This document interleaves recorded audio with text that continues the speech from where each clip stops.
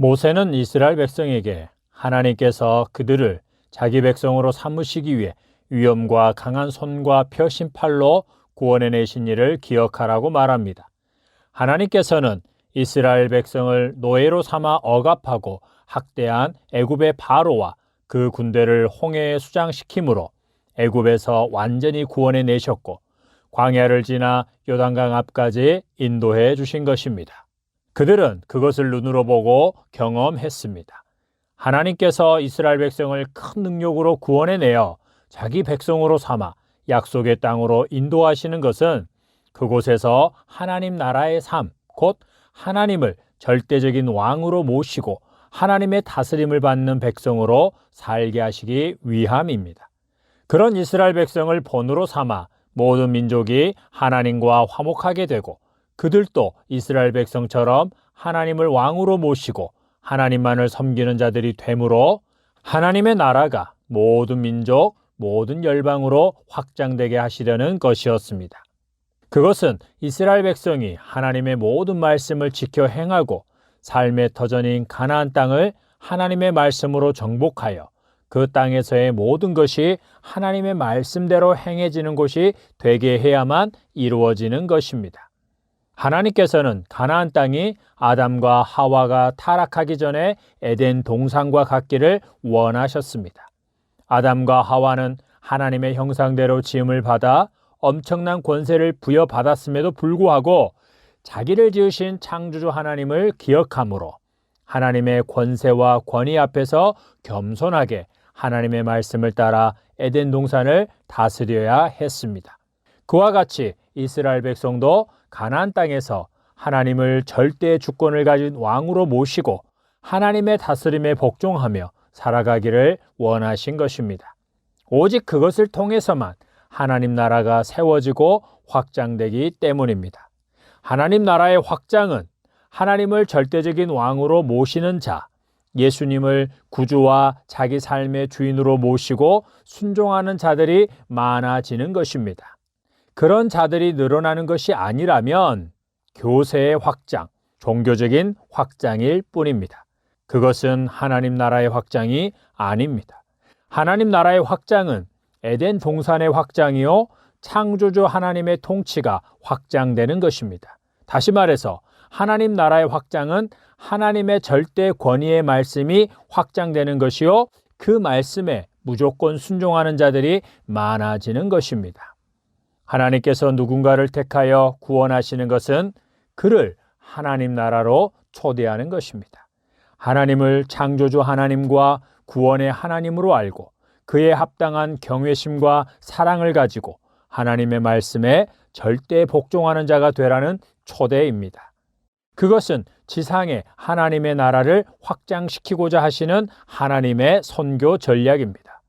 구약 시대부터 신약 시대를 거쳐 오늘날까지 하나님께서는 이 목적을 가지고 원하시는 자들을 택하여 구원하고 계시는 것입니다. 그 과정에서 필요를 따라 시대 상황에 따라 어떤 일을 부하게도 하시고 막강한 권력을 가지게도 하시며 반대로 가난하게도 하시고 고난과 핍박을 받게 하기도 하십니다. 그것은 하나님의 선교 전략에 따라 결정됩니다. 예수님께서 제자들에게 내가 너희에게 분부한 모든 것을 가르쳐 지키게 하라고 하신 것도 예수님과 함께 이 땅에 임하고 예수님을 중심으로 시작된 하나님 나라가 확장되는 유일한 방법을 말씀하신 것입니다. 세례를 받게 하고 교회에 등록시킨 사람의 수만큼이 아니라 예수님께서 제자들에게 보고 듣고 배우게 하신 삶과 가르치신 모든 말씀을 전하고 가르쳐서 듣는 자들로 하여금 그대로 지켜 행하게 하는 만큼 하나님의 나라가 확장되는 것입니다. 지금 그 엄중한 사역의 중심에 이스라엘 백성이 있습니다. 그들은 가나안 땅을 칼이나 외교술로 정복해야 되는 것이 아니라 하나님의 말씀으로 정복해 나가야 했습니다. 그 땅의 종교, 문화와 풍습, 윤리, 도덕의 영역 등 모든 분야를 하나님의 말씀으로 정복해야 하는 것입니다. 너희가 만일 내가 너희에게 명하는 이 모든 명령을 잘 지켜 행하여 너희의 하나님 여호와를 사랑하고 그의 모든 도를 행하여 그에게 의지하면 여호와께서 그 모든 나라 백성을 너희 앞에서 다 쫓아내실 것이라. 너희가 너희보다 강대한 나라들을 차지할 것인즉 너희의 발바닥으로 밟는 곳은 다 너희의 소유가 되리니. 22절부터 24절 상반절. 그러므로 이스라엘 백성이 가장 힘써야 하는 것은 여호와 하나님만을 유일한 하나님으로 모시고 하나님을 경외하고 마음을 다하고 뜻을 다하여 하나님을 섬기며 그분의 모든 말씀을 잘 지켜 행하는 것입니다. 그것은 개인적으로만이 아니라 가족적으로, 공동체적으로 이루어져야 합니다. 가족 중에서나 교회 공동체에 속한 자들 중에서 하나님의 왕 되심에 복종하며 말씀대로 사는 자의 수만큼 그 가정과 교회 공동체에 하나님의 나라가 이루어지고 있는 것입니다. 그러므로 가족 중에 먼저 믿는 자나 교회 지도자들은 자신들이 먼저 말씀대로 순종하며 살아가기를 힘쓰면서 가족들과 자녀들에게 그리고 교회에 속한 지체들에게 그 말씀을 부지런히 가르쳐야 합니다. 무엇을 가르치라는 것입니까? 첫째는 여호와 하나님만이 우리가 섬길 유일한 하나님이라는 것입니다. 그것은 하나님만이 우리의 창조자요, 우리의 주권자시며 우리를 구원하신 하나님이요, 우리의 모든 삶을 주관하시고 인도하시는 하나님이라는 것을 명심하라는 것입니다. 한마디로 하나님만이 절대 주권을 가지신 왕이시라는 것을 가르쳐야 합니다. 둘째는 하나님만이 우리의 왕이시기에 마음을 다하고 뜻을 다하고 힘을 다하여 하나님을 사랑하는 자가 되어야 하고, 그것은 반드시 하나님의 말씀을 마음에 새기고 그 말씀대로 순종하는 것으로 나타나야 하는 것임을 가르쳐야 합니다. 그동안 우리는 하나님을 땅으로 너무 끌어내렸습니다. 위험도 없고 경외심이나 두려움을 갖게 하지도 않으며 아무런 거리낌 없이 대할 수 있고 부끄러움이나 죄책감 없이 예배하고 기도할 수 있는 신으로 만들어 버렸습니다. 그러면서도 우리는 하나님이 우리의 종교적인 열심과 헌신에 따른 보상을 해줘야 한다고 생각합니다. 그런데 말입니다. 하나님께서는 한 번도 사람에 의해 끌어내림을 당하신 적이 없습니다. 사람의 수준, 세상적인 수준으로 끌어내려 가르쳐진 하나님은 여호와 하나님이 아닙니다. 그래서 하나님을 인간의 수준, 세상적인 수준으로 끌어내려 섬겼다면 그것은 여호와 하나님을 섬긴 것이 아니라는 것입니다.